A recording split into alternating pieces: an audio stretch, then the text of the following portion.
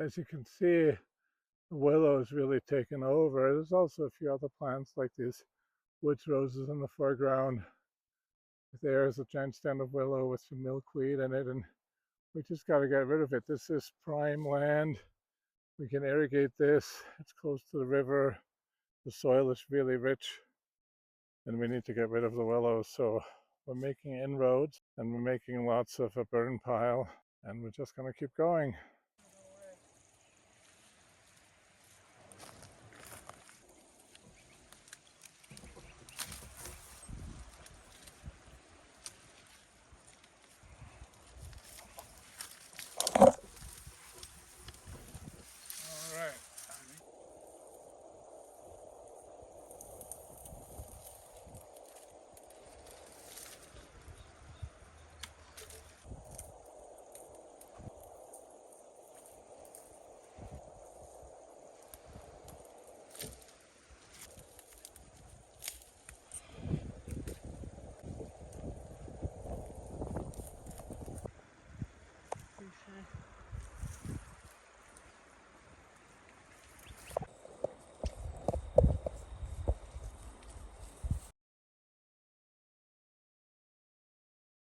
It's so nice to do this at the end of the day when it's cool.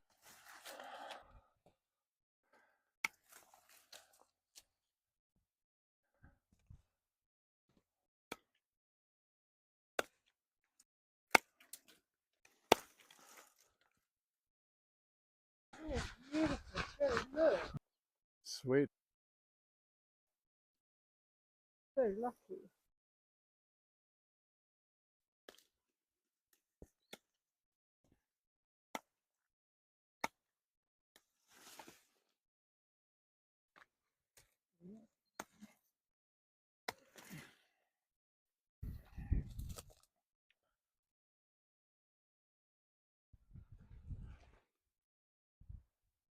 So by cutting back all the willow, I'm able to give all this breathing room and growing room to these beautiful species like this agastache, also known as giant hyssop, where there's a whole stand of them here, and Mustang grape and many other species. The mint, I'm smelling the mint as I'm walking around, stepping on it.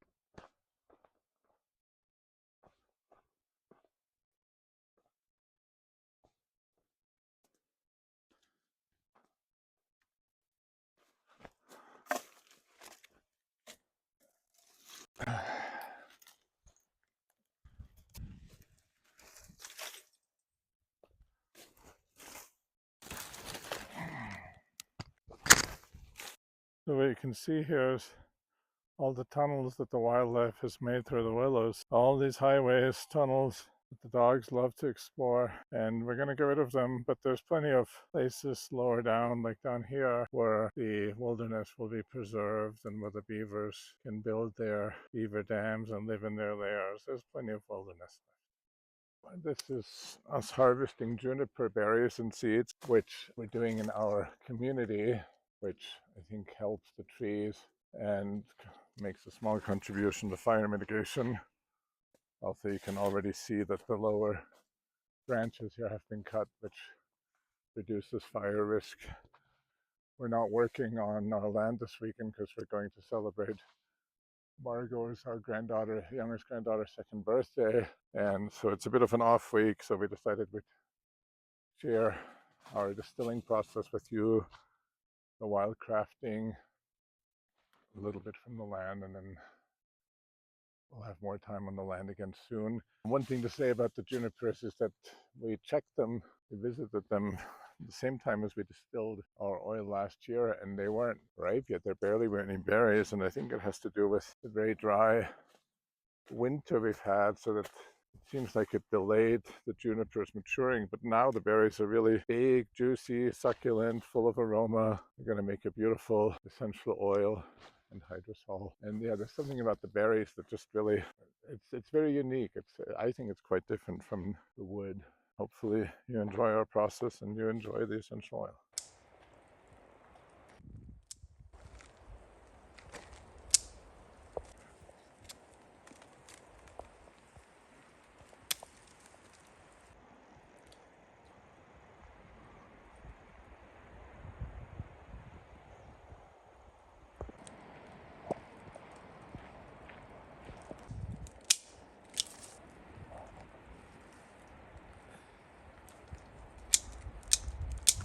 just want to say that harvesting here is such a beautiful experience. It's multi-sensory because the air is filled with the various aromas of pinyon, juniper, ponderosa. So as you're walking, you're getting an aromatic bath-like immersion. I'm just really grateful I get to smell this amazing olfactory landscape while harvesting, and certainly putting the energy and love of the entire landscape into the distillation. I also just wanted to honor these beautiful cacti, nylon hedgehog. They flowered months ago. They're one of the first plants that flower. They grow much higher than this elevation. They're just real survivors. There's one, and there's a little cluster of four of them, and they're just really beautiful. You can really feel their presence.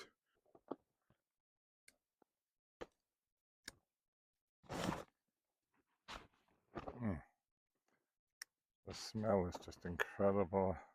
They've adapted and been used to the desert climate for thousands, tens of thousands, millions of years. I wonder what it's like from junipers or other trees' perspective, just being in some place. Some of these junipers are hundreds of years old. All the seasons they've experienced, the droughts and the abundance, and they have a trickster energy. They're survivors. They really thrive in this admittedly harsh climate.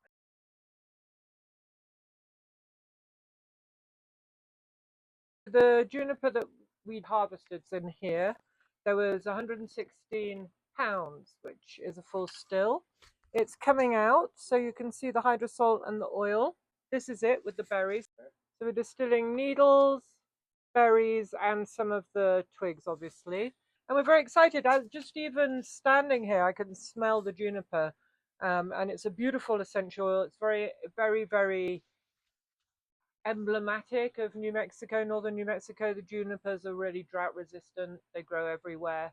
If there is a big drought, they're the ones that will last the longest. The pinyons go before the juniper because they have this whole system of lignin in their roots that helps to retain water and stop it leaking out, so they get every single drop. Anyway, here it is, and it's really exciting. This is our little family distillery. We call it Forgotten Plants, and you'll see a lot more of this as we go along on this journey.